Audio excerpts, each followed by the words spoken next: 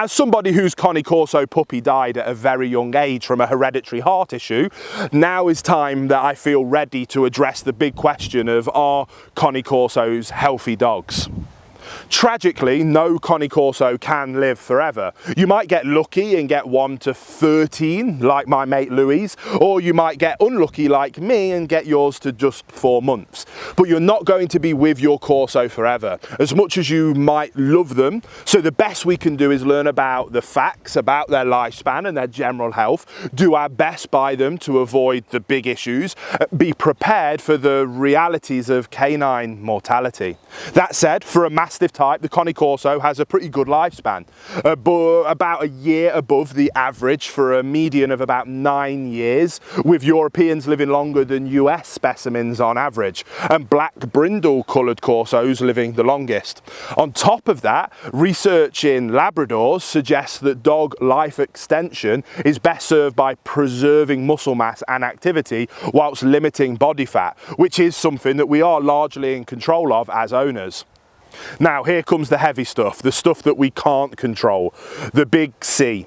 Cancer is estimated to affect about 50% of mastiff type dogs, half of whom do not survive the illness. Osteochondroma, which is bone cancer, almost exclusively affects the giant breeds, particularly at the upper end, and cancer of the blood vessel lining accounts for somewhere between 50 and 70% of older giant breeds' cancer cases.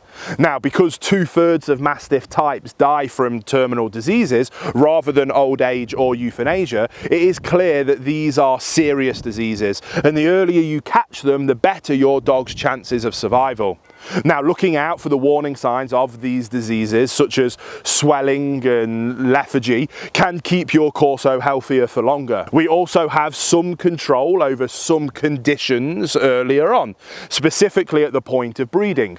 Whilst it is costly and fiddly in terms of anaesthetic dosage, responsible breeders will health test for many heritable conditions, which rarely includes cancer, but certainly includes hip and elbow scoring, common hotspots for disability in giant breeds, and particularly Corsos.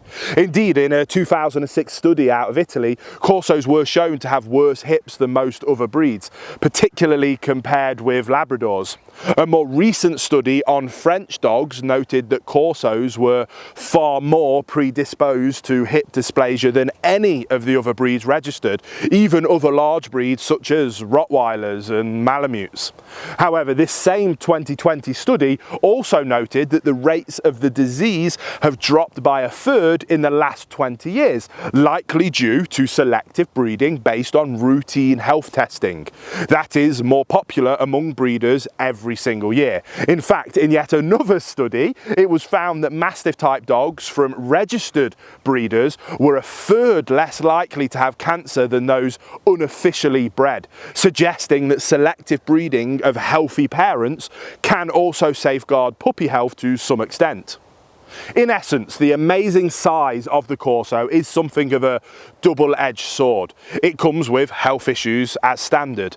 Indeed, without even looking at data showing Corso causes of death, because such data is hard to get your hands on. Most official bodies warn about the likelihood of gastric torsion or bloat in the breed, because Corsos are often over 45 kilos and 100 pounds, and because they are somewhat deep in the chest, though less so than Dobermans and Great Danes, for example, they are at greater risk of developing this often fatal complication in their gastric system. To limit this risk, it is always recommended to keep mealtimes separate from exercise opportunities by really at least half an hour. Their sheer mass means that not only are their joints at risk, but also their gastrointestinal systems and even their hearts in some cases. Less related to their size, but still very breed specific, is their tendency towards developing eye issues.